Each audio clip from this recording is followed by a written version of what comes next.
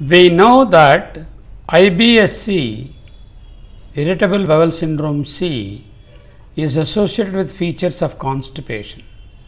How do we differentiate this IBS with constipation from chronic constipation? Many of our patients do complain of constipation. What is the mechanism by which we can decipher what is IBS-C and what is chronic constipation?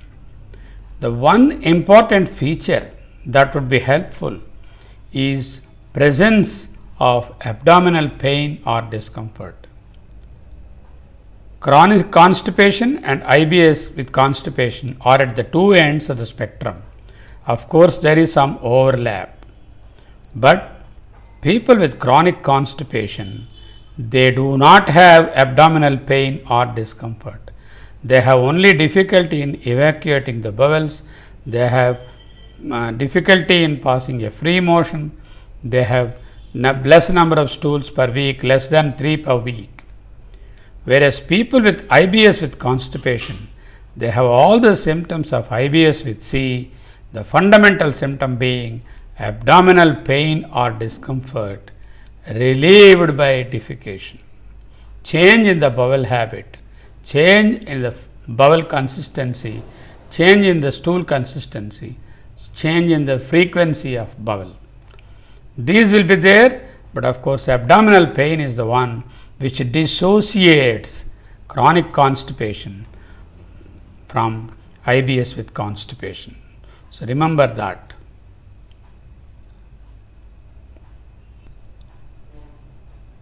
A word about constipation diagnosis using an algorithmic approach.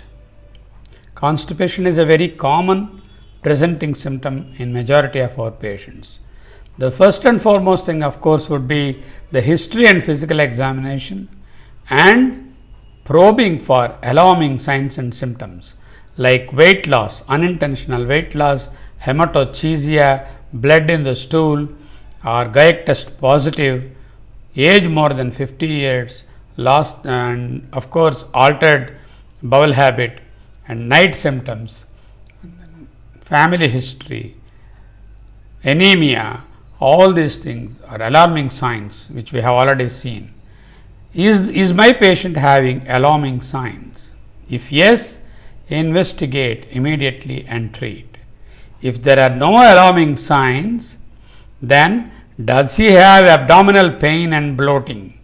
If there is abdominal pain and bloating and has got constipation, most probably we are dealing with IBS-C, and let us then see whether this man fits into the diagnosis of IBS first point, then into the IBS-C as a second step.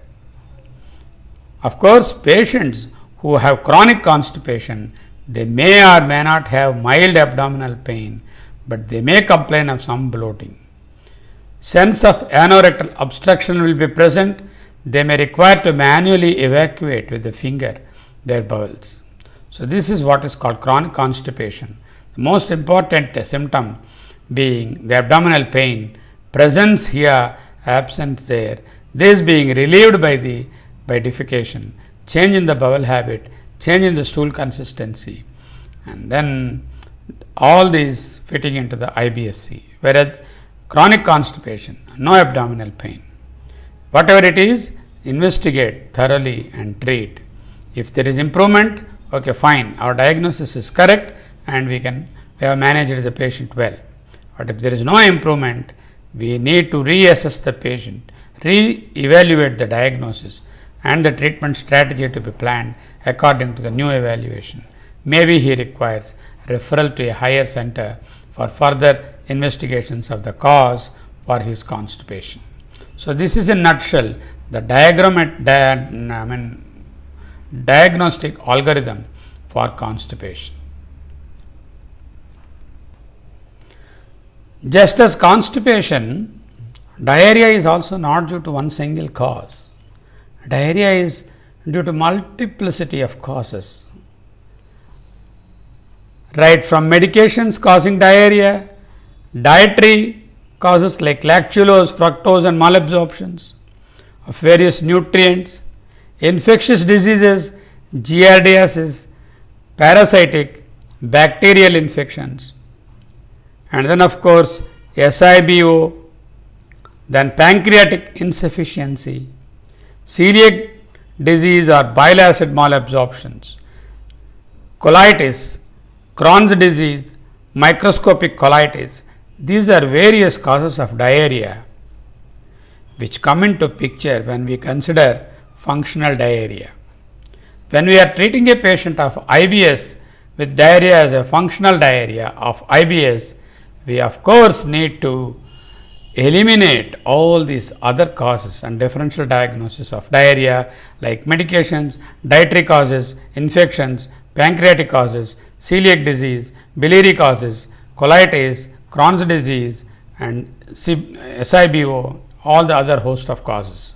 So, this is in a way helpful for us to understand that diarrhea is not a single entity due to one particular cause, and not always it is functional.